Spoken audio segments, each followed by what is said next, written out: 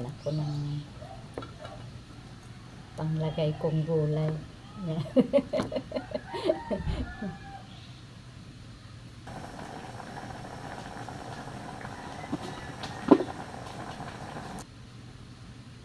Tayong buo niya. Kaya nga, kasama natin. Meron na, medyo mainit ang kompetensya. Kaya nga, ganyan.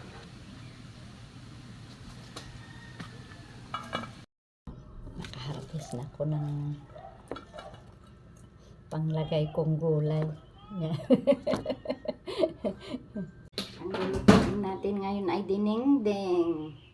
O, lagay ko na yung sahog. Nagprito ako ng maliliit na isda, pansahog ko. Dagdagan natin yung sabaw.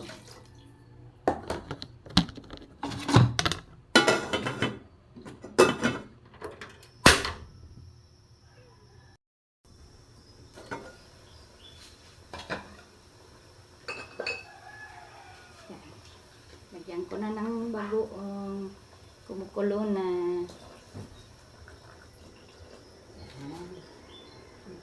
Konting bagoong lang. Lagay ko na yung okra. Hindi ko siya ginayat-gayat para hindi siya slimy pag naluto. Wow, slimy may English si Manang Virgie.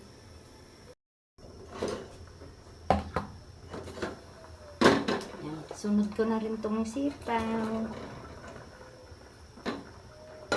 Pan ulit.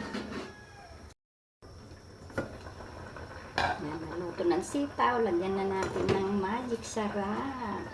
Yan. Lagay na rin natin yung sibuyas.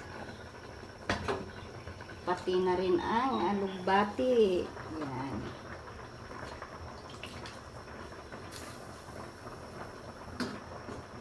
O, diba? Hindi ko na binili yung dahon ng alugbati.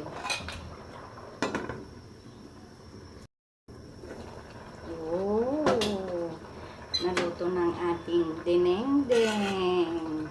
O, ito yung dahon.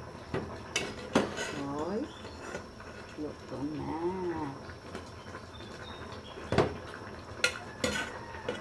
Wow. Luto na.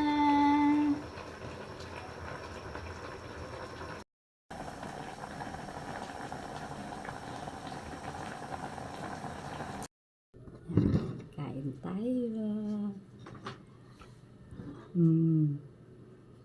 Sarap.